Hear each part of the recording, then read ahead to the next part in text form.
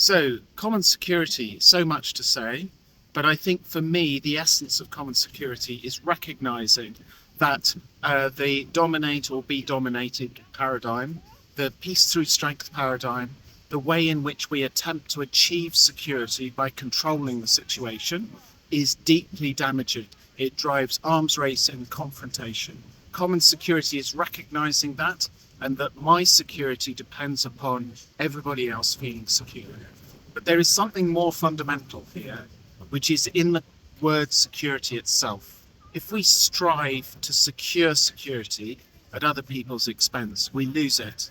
The world becomes insecure. What we need is greater cooperation, collaboration, even with those that see and experience the world differently, that have different ideologies. And in this world where we cooperate, we have to tolerate people engaging in different ways. So for me, that is the essence of security, is actually letting go of security, is opening rather than closing, is listening and engaging. And in that respect, we achieve security.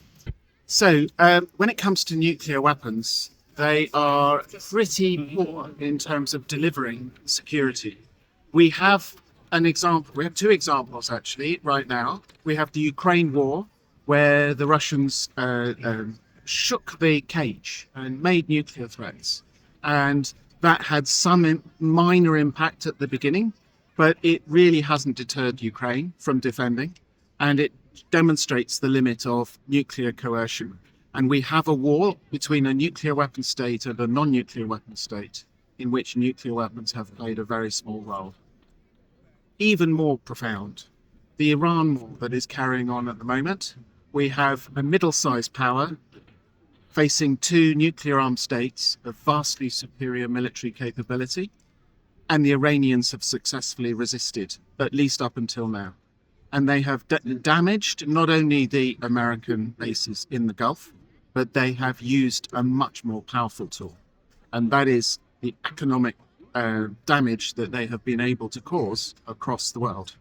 And I think what that demonstrates is that there are many tools for deterrence and for global stability that we need to be exploring more effectively. And that's why we're here in China talking to Chinese people about the ideas around economic supply chains and financial vulnerabilities in all directions, so that people can better understand how vulnerable we are when we engage in aggression. So just to put some meat on that bone, the essence of nuclear deterrence in the global sense, people often describe as mutually assured destruction. And in some respects, that mutuality is what drives what stability that does come from these relationships. But it's not the destruction, that's the misnomer, it's the vulnerability. So what we need to be exploring is mutually assured vulnerability. And in this sense, we are seeing the vulnerability of the world to Iran's actions, and that is causing the United States and Israel to pause, but particularly the United States. So you have what appears to be a deeply unbalanced relationship become more balanced.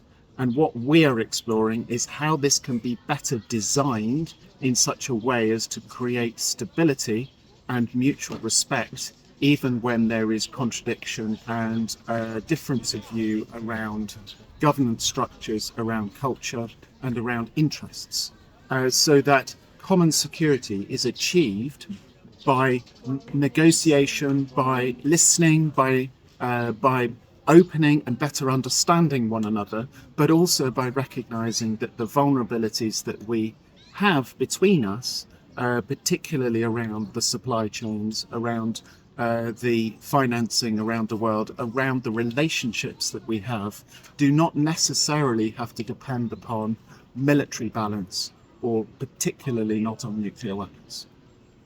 It's really challenging what I'm describing. There's lots of complexity. It takes a lot of management. This is going to be a serious project. It's going to take a lot of shift in mindset, and it's going to take people in all sorts of different environments, not just the security, but the commerce and in the private sector, to engage in this conversation.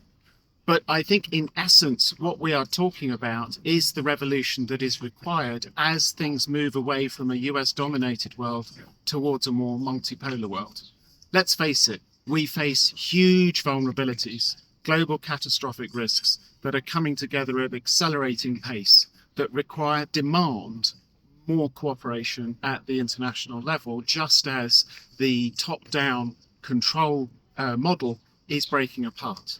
And we need to move away from military alliances like NATO towards more common security organizations. Now, in Europe, we were exploring common security organizations near the end of the Cold War and in the creation of the Organization for Security and Cooperation in Europe, the successor to the CSCE. Now, that was working for a while, but it was very much the junior partner in organizing European architecture. The emerging organization that I think holds more promise is the Shanghai Cooperation Organization, born here in China, created alongside Russia, the Central Asian states, and now involving India, Pakistan, countries that hardly are friends with one another or allies in the traditional sense, but that need to manage their conflicts more successfully. Shanghai Cooperation Organization thinks about security, and it thinks about economics, and it thinks across the board. And I think it's important for Europe to consider how we better cooperate with the Shanghai Cooperation Organization to better manage Eurasia in a way that does not drive conflict, manages it, and moves towards mutual vulnerability and therefore stability.